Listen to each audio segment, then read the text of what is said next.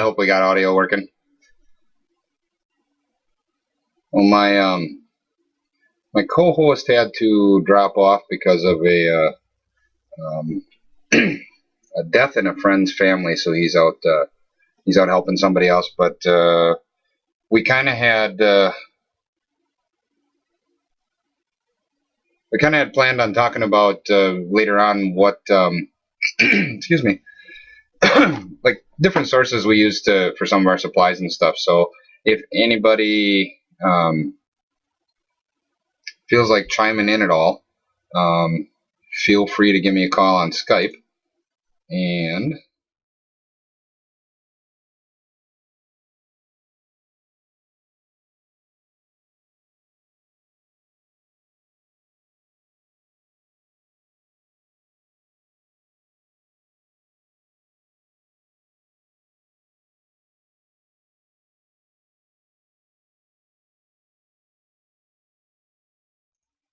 there, we should be back now. Thank you. What I was saying was we were going to be talking about some of the sources that we had for different supplies and stuff. So if anybody wants to give a call, it's 920-933-4940 or username Ravinheart. Feel free to call in if anybody wants to chime in on any of that, or if you got anything else you feel like talking about too. So other than that, we would normally talk about what's been going on in my shop and his shop, and there hasn't been much going on in the shop itself recently. There has been a lot of stuff outside the shop. My wife needed a bunch of repairs on different group homes. I built a platform for the washer and dryer at one of those homes, and we fixed and sealed the deck, which is it's not really a deck. There's two ramps, one at each house. So there's probably 50 linear feet by 3 feet wide. And that's two of them on both houses, so that's 4 of them. And there's several platforms and all those spindles and everything. So that took a whole weekend. The other thing that I had going on in the shop recently is I finished up a few things, and we have a thing at work where I work where we do a lot of stuff with the United Way, and we had a department auction, and some of the stuff that I made some of the router trays and a few of the scroll saw bowls, and I donated those, and those brought in another $100 for the United Way raffle auction that we did at work. And other than that, there hasn't been a lot going on in the shop. Between being sick, starting school, and everything else, it's been kind of quiet down here, which is not a good thing. I got to get back down here. My next thing that I'm going to be working on, and I hope to get some video stuff on that, is my mom and dad need some cabinet doors made. So I will be making, I think there's 11 or 12 cabinet doors. They're just going to be recessed panel doors, beadboard in the center, and cope and stick around the outside. So going to be made on a router table, nothing real fancy. That's about it. 11. Dad chimed in. He says there are 11 of them. We have enough. I think we bought enough wood to do 12, just in case I screw one up. I did have a chance recently to talk to Hendrik again, and I think that video was actually posted, or the audio for that was posted this weekend. I had a good chance to talk to him about his new videos. He's got 2 new ones out, and they are coming to me, actually. And the next couple videos that we have a chance to talk to Hendrik will be going over some of his stuff. And one of them is about sharpening, and one of them is about hand plane usage. And from what I'm seeing, there's actually a lot of good stuff on those so far. And he's sending me both, and we will be doing a giveaway with Hendrik's stuff when we talk about those as well. So what else has been going on here in the shop? There are a few other videos coming up. I'm in the process of editing them. There is one that I had a chance to go down to my local hardwood dealer, do a short video with them. That'll be posted. There's another one that I had posted one about actually sharpening lathe tools with Kelly Bresnahan up in Green Bay, and when the same night that I had a chance to talk with him, we also did some spindle work. And there's some video of that. There's a lot of editing because, well, we were goofing off and having a good time when we were doing it. So there's a bunch of editing left to do on that one. That one will be out soon too. So there are 2 more coming. They're in the process of being worked on. Fox Chapel is still here. We didn't go away yet. We're still working on some stuff, and the book is still the veneering and inlay stuff. I have not had a chance to really do the book justice, so I wanted to take a little bit more time and be able to really show some of those techniques better than just the little bit that I had on video before, and I wasn't happy with it. So we are still going over some of that. That's what's been going on. Yeah, nothing is fun unless you get to goof off. Yeah, we did have a chance when I was up there with Kelly in Green Bay. We went over a lot of sharpening because the sharpening part of it, and if anybody got a chance to watch a video, there actually is a lot of good stuff on there, because anything that I did as far as sharpening my tools is all kind of self-taught and what I thought was right. And we went through and kind of set standard angles and goofed around with a lot of other stuff on there. So the video covers sharpening pretty good. He can cover it even better in person, obviously. And I had a chance to talk with him at Arch Street in Green Bay too. Talented guy. He does a lot of cool stuff. And we're going to be going over bowl and vessel turning the next time that I have a chance to go over there. And when we do that, I'm gonna video that too, and I hope that'll work out. So it should be kind of interesting. Like I said before, anybody feels like chiming in, I've got the Skype number 920-933-4940, and you can use Ravinheart for the Skype otherwise too, so if you're on Skype. So I suppose we got a few things to talk about otherwise. I guess what we're going to do is, I know this is probably going to be a little shorter because it's just me on here and there's a little more interaction when there's Dave and I both here, but we kind of thought about some of the stuff that I've been going over with Hendrik is kind of like people starting out in woodworking. And we thought, well, let's cover some of the stuff that we wish we would have known when it comes to getting supplies and buying some of this stuff, and I guess the tools and the shop is what Hendrik and I covered first, and going along with that is where to get some of that stuff. And if anybody has anything to say in the chat room or calling in, this is just where I end up going to get quite a few of these things. There's a lot of other places out there. I mean, one of the big ones that I think of right away is Woodcraft. I go there quite a bit. I know the guys at my local Woodcraft. They have a lot of stuff that you can't find anywhere else, and it's a great place to go. I think for as far as I'm concerned, some of those specialty tools and some of those things you can't find everywhere else, they're great for. I've honestly found the same thing cheaper somewhere else in a lot of instances, though. If it's something specific to woodworking and something different that you can't find in a normal store, Woodcraft is the way to go, and it's local. And usually the people that are behind the counter can actually help out, and they know a little bit more about woodworking than the guy at the local big box store might know. And I've been happy going there. The local one that I go to, I walk in there, they know your name, they know what kind of woodworking you do, all that kind of stuff. So we had something here. Greg, hey Greg, how you doing? So my older table saw today, looking for a new one. What advice do people have at this point, cutting a lot of 4x8 plywood down to size? Yeah, and then Tim chimed in with Porter Cable seems to be a good table saw, and yes, I have seen some good stuff out of Porter Cable, and as long as it's got the weight and the power to go through that stuff.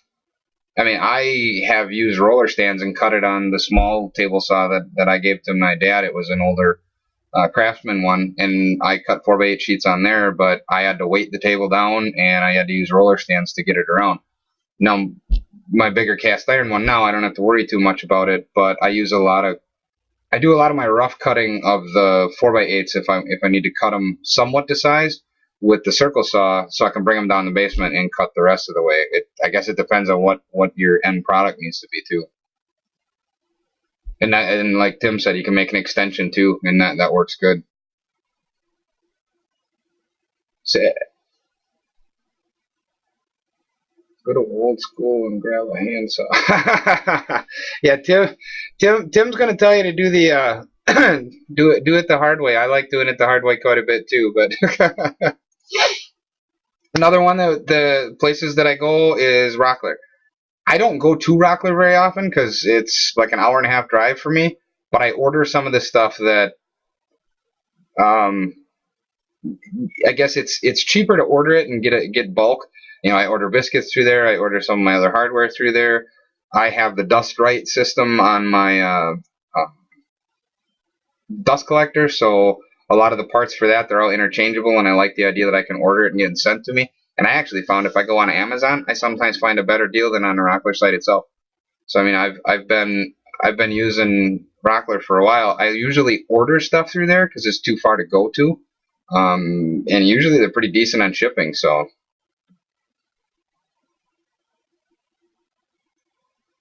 another big one is Highland. Highland I haven't used very often. What I've ordered through Highland is generally, honestly, bandsaw blades. There's a few other things that I've ordered through there. I've been happy with them, but it's yeah, eBay. eBay. We'll get to that one when we get to some of the older tools, but some of the newer stuff. I mean, Highland. I've been happy with what they do. They have decent prices on shipping. They have good deals every now and then, and they're quick. They answer questions, and the bandsaw blades that I get from there, they've been the happiest with some of them. They've got some oddball handsaw. They odd hand. Bleh, I can't speak at all. Some odd bandsaw blades for green stuff, and some of the resaw ones are a lot cheaper than some of the other ones.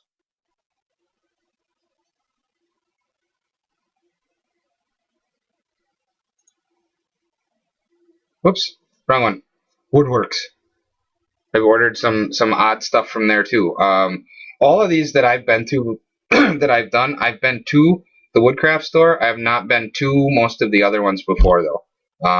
Woodworks and uh, Kingsbro. Both of the Kingsbro I use all the time for ordering sandpaper because I can get it cheaper than any other place and I can get it shipped right to the house. I use a glass plate and very high grit sandpaper for some of my sharpening system, and their stuff with the sticky back is cheaper than anywhere else I found. Um, Another one I end up going to is Tools for.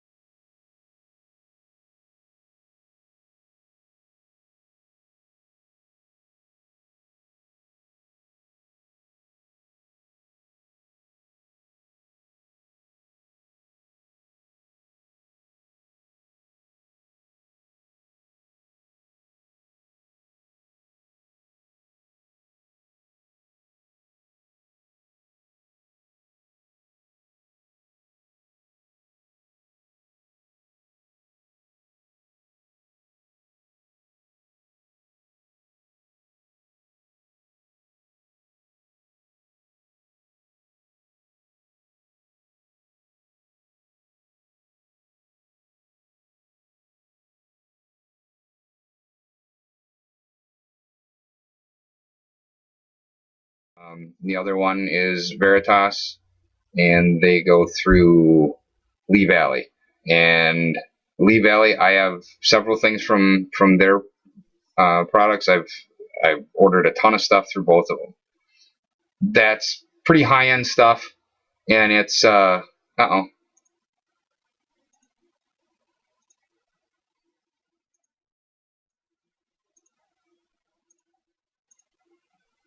I guess we ended up losing the audio for a little while. I am sorry. When I was talking about tools for working wood, that was what I was saying there is they're not geared toward hand tools. they have everything. They sell Festool, a lot of other stuff, and and now there's an ad on there. Right after I figured out that I lost the audio. Ah. What I was saying though is Tools for Working Wood. I get all of my saw sharpening stuff through there. There's a lot of other things that they do, and they are very good at what they do. They make some of their own stuff. It's some amazing stuff, and I'm really happy with what I've gotten from them. They're hands down one of the best ones out there. If you haven't checked out Tools for Working Wood, I really suggest you go and do it because it's really great. Their products are good, and I like how they handle their stuff too. And I was talking about Lee Nielsen. I've got a couple of their planes, not very many. You want high end? I mean that's one of the high end ones out there without going, one of the boutique shops. And same thing with Veritas. They've got some really nice stuff. I have several of their things as well. They sell through Lee Valley. As far as I know, I think that's the only way to go through is to go through a dealer and get it through Lee Valley. And like I said, I've been happy. Now that's the buying the new stuff. And when you're going after the new stuff, I mean, those are the big guys on the block that I know of. I know there's a ton of other stuff out there if you want to go for the new things. It's, those are the ones I've used in the past and the way the things I've been happy with. And honestly, I have enough tools right now. I don't buy them very often anymore. But when I do, if I want something new or something high end or I want to order something, those are the places I go. Woodcraft is local, and everywhere else is great shipping. Now, when it comes to the old stuff, which I think several people know that I like the old stuff, the old tools, the old planes, the old saws, chisels, everything. That old stuff is great. I am extremely happy going and talking to Patrick Leach is one of the first people I send an email to. If you're not signed up for his newsletter and you like old tools, he's got some amazing stuff. And if he tells you that it's decent and you get it and you're not happy with it, he will work with you to fix that. Everything that I've ordered from him, he tells you exactly the condition it is. Does it need a little cleaning up? Is it a worker or is it a showpiece? All that kind of stuff. He's open and decent and quick. You send him the money, he sends you the tool, and it's pretty straightforward. His newsletter he sends out once a month, and he kind of lets everybody know here's the newest tools that I have, and they're the newest tools, the group of tools that he has that he's posting that he hadn't had before. If you're looking for something specific, send him an email, and he gets back to you pretty quickly. And I've been happy with everything I've got from him too. One of the other ones out there, I've ordered I've actually ordered a couple things from Hyper Kitten, and I know it's an odd name for a tool site, but they've got some really nice stuff. Same thing, send him an email if you're looking for something specific. He usually gets back to you pretty good. And I've been happy. It's same thing, Patrick Leach and Hyper Kitten both. I mean, they're really decent about letting you know what they have, what the condition it is, if it needs cleaning up, or if it's fine the way it is. It's really good to deal with them. Now the other part about that is, as Tim said on the chat room here, you don't have to go to some of these people either. I mean, there's Craigslist, there's eBay, there's a few other tool auction sites that are out there, and I've gotten quite a few of my planes off of eBay. I've picked a couple up at garage sales. There's different ways to go about getting a hold of this stuff, and if you have a little bit of knowledge on cleaning it up, a lot of that stuff can help. So yes, estate sales. My wife kind of harasses me when we go past garage sales. I kind of look to see who's doing the selling. Is it someone older or someone younger? Because if it's someone older, I have a better chance of having some old tools sitting there that somebody might be wanting to get rid of. Yeah, the barn estate sales. I've actually known some people that went to some of them, and they had some really nice stuff. Same thing with around here on Craigslist. I had a couple of things where people were getting rid of their entire tool collection because either they just can't do it anymore, or they got some kind of a medical condition, or somebody moved away. Several other things that reasons that people just couldn't do it anymore. And I've got some good deals. I got a ton of pipe clamps, fairly cheap that way. Quite a few other things that I picked up.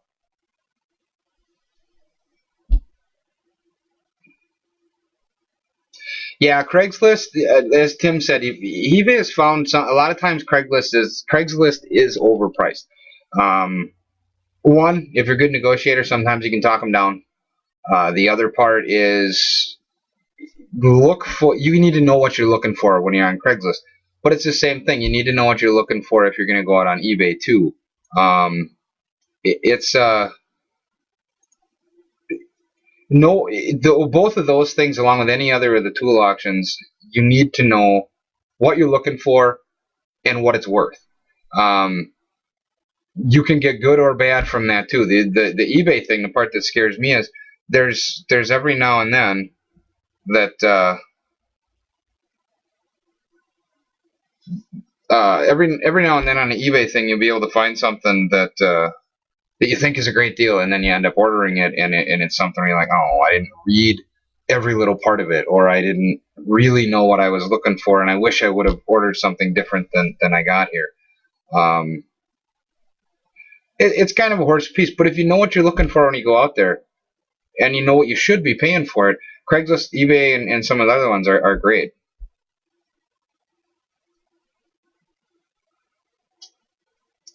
So it's fine online store cheaper. People bid up. Yeah, that same thing. eBay, sometimes you can find an online store that's cheaper, but if you bid it up, it's different.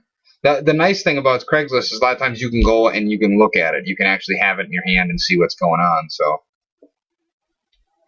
yeah, and the return aspect on eBay is kind of different too. Craigslist, you went to the guy's house and bought it, you can always go back and talk to him and say, hey, you ripped me off. And the part about the antique tools, I mean, I have, most of my planes, the ones that I use are over 100 years old, every one of them. And I know from picking them up that they're good, they're decent, and there's a few of them that I ordered off of eBay that I was crossing my fingers that I got what I wanted to do. So yes, and always when you're on eBay, look into the shipping, because the stuff that you're ordering is like hand planes and other tools. They're not light, and the shipping isn't cheap. So sometimes people jack up that shipping and handling stuff, and you end up paying a lot more than what the tool's actually worth. Some of the other stuff out online, I know of two of them that I consider friends of mine that I am more than happy to plug them and say, hey, if you haven't had a chance, go and check them out. Chris over at Time Warp Toolworks, Chris and Garth actually both over at Time Warp Toolworks make molding planes, and they have a few other things like I think I've shown the stops in my bench. Yeah, plug. I'll plug them. Like I said, anybody on here, I don't make any money talking about this stuff. I don't make any money doing this stuff at all. All I do is spend money to be able to have a little fun doing this stuff. So I'm talking about it because I use it, not because anybody's paying me in any way, shape, and or form. That's the nice part. So this is stuff I use. Time Warp Toolworks, I hope to be able to order a set of their molding planes sometime. I have used them. I know Chris from talking to him several times. Amazing products, great stuff that they do, and someday I want a set of their molding planes. They're not cheap, but they're amazing. Another person that I've talked to several times, and I'm very proud to own one of his products, is Scott Meek. He makes some of the most beautiful wooden planes, and they're not just beautiful, they work amazing. His block plane is my go-to block plane. I ordered one, and it sits on my bench or under my bench all the time, and if I need a block plane, that's the one I grab. Those are the two what I consider boutique tool makers or anything that that I like, I support, and I either own something that they have or I've used it and I really like it. And yes, he did just make a joiner plane. It's a 3-foot plane if I remember right. Yeah, I think you've mentioned that on there. If you go to his site, it's as beautiful, as good as it looks. That's how it works. The things are amazing. That's generally where I get most of my stuff. Craigslist and eBay have filled a lot of their shop. I mean, if I'm looking around through here saying, okay, my drum sander, my joiner, my lathe, my spindle sander, my upright sander, my disc sander, my dust collector, a lot of the saws, a lot of the hand saws, the scroll saw, my paring chisels, a bunch of the stuff hanging behind me, 50% of my clamps, my old miter box, and if I started opening stuff and looking through other things, all that stuff came from either Craigslist or eBay. It wasn't bought new. Now, my bandsaw, my table saw, a lot of those things, those were bought from a lot of these places. I mean, both of my bandsaw and my table saw both came from Woodcraft. My drill press was a big box store, I think at Home Depot or something like that. I mean, my miner saw, the power one, I don't use very often, but that was a Harbor Freight special. I mean, everything in here is either Craigslist or the base is built by me. So there's good ways to do it. Clamps. You can never have enough clamps. Every time you use clamps, you're always one short.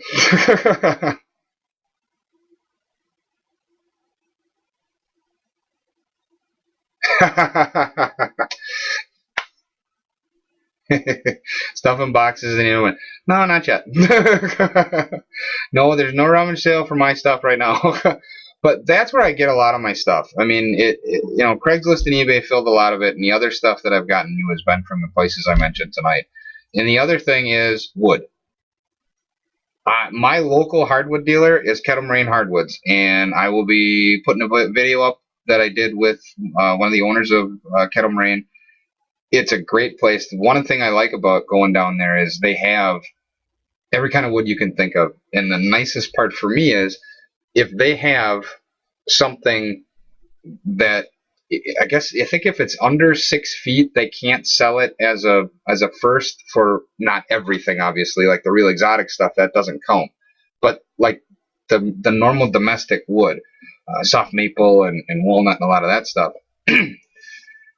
If it's under 6 foot, it goes into second spin. Most of the stuff I need isn't over 6 feet. So first place I go is to the second spin, unless I'm looking for something real exotic and special. So, if your local hardwood dealers out there, and if you have a chance to help other people know where those hardwood dealers are, and you happen to watch this the recording of this live cast, comment. Tell anybody where any of the hardwood dealers are. Because there was one up in Greenville, up north, that I didn't even know existed until somebody actually posted something.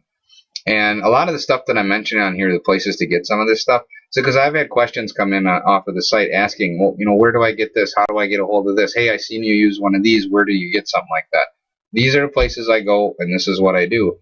Now, the big wood store that I got sitting outside on the racks, I have one wall of my garage is filled with wood. That was something that a neighbor of mine found a guy selling a whole bunch of wood that he had in storage sheds. It was all air dried, but it's all pretty decent stuff. $1 a board foot. So we filled the truck, and I've got a whole bunch of it sitting on now I'm getting low, so I'm gonna have to go find another one of them pretty soon.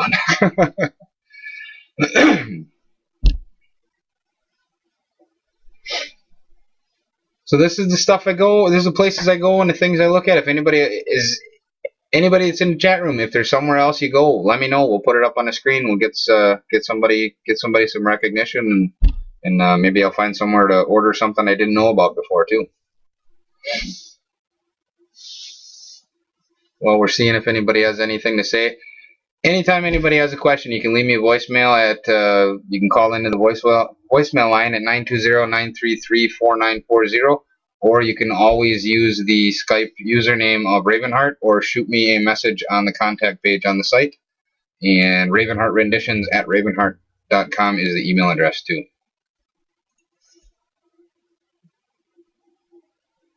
And that's pretty much what I had for tonight. I mean, I know it would have been a little bit longer if Dave could have made it, but there's some stuff comes up where it doesn't always work out. So.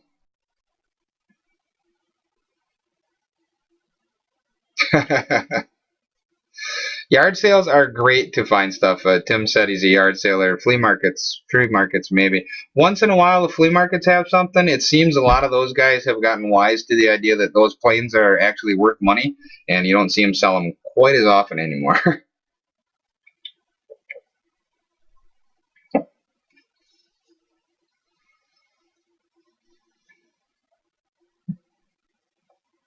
Oh yeah, Dad said he got his picture posted on the Microjig Facebook page.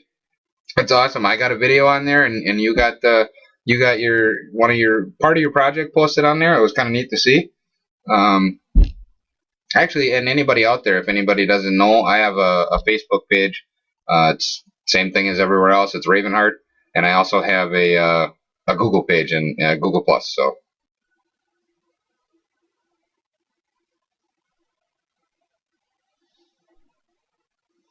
oh, I don't know if anybody else is seeing the ad, but that stupid thing came up.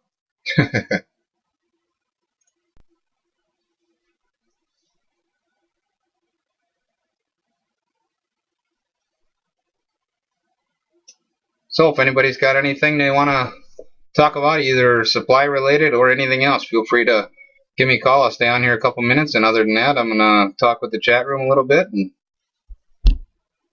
oh yeah, my dad had a picture of one of his projects posted on the Microjig Facebook page. It's kind of cool. He's got it all in the clamps and cut strips with the grippers. I actually picked them up the grippers when I went to the woodwork show down in Milwaukee. So the traveling one that goes around is pretty cool. Which actually makes the table saw a heck of a lot safer, especially when it's one of the Craftsman ones. So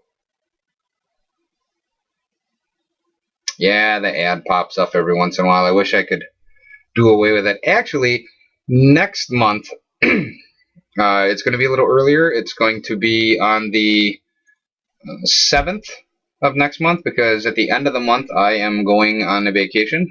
We're actually going away for a week, which has been an awful long time since I did anything like that, and I've never been on a cruise before, so that's where we're going.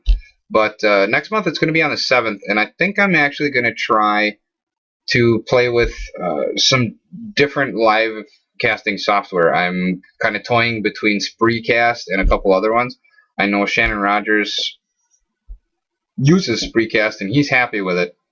I've got to do some playing around because of the two cameras and trying to put other things up on screen. I haven't had a lot of luck playing with the Spreecast thing yet, but I'm sure it's capable of doing it. The ad thing is just getting kind of the ads popping up are just getting annoying. Honestly, it kind of sucks. So.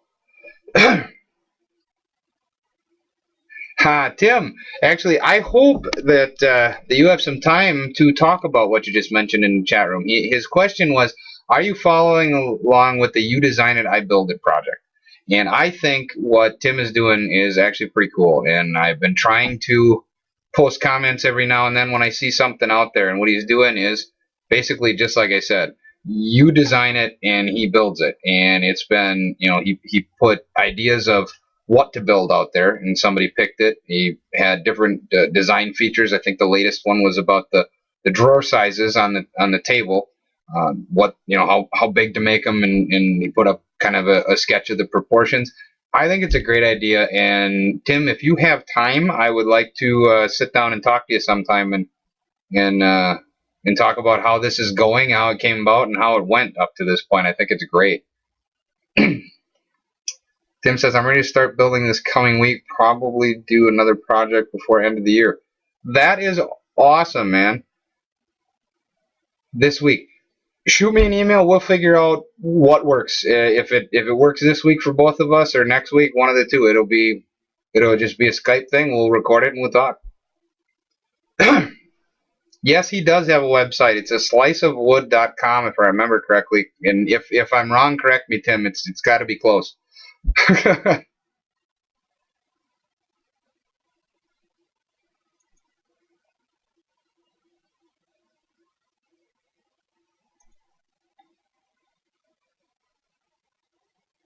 Oh, I'm sorry. A slice of woodworkshop.com. I knew I was close, man. Hang on. What I'm going to do is actually see if I can get this thing working quick here.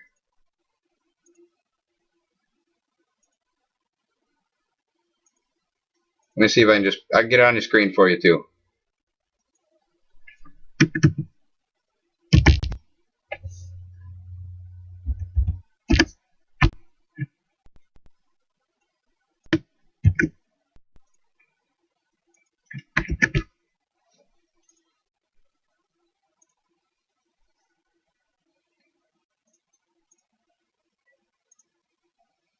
I hope that comes through. The address should be on the screen. I hope everybody can see it. Yep, you post some of the same stuff on Facebook, and what we're going to do is we're going to do this part too.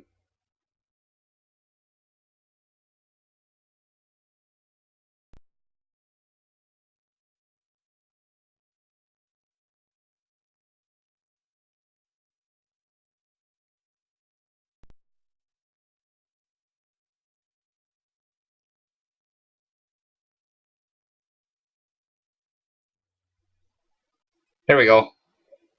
I hope it came up on the screen now.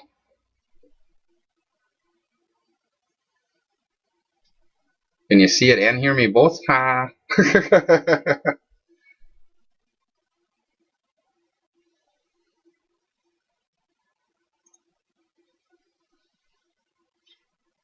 So yeah, it's cool. It's a cool idea, and I hope shoot me an email, Tim. We'll sit down and talk about it sometime. I think it's a pretty cool idea, and I think it's going pretty neat. I hope the build goes as good as the input went.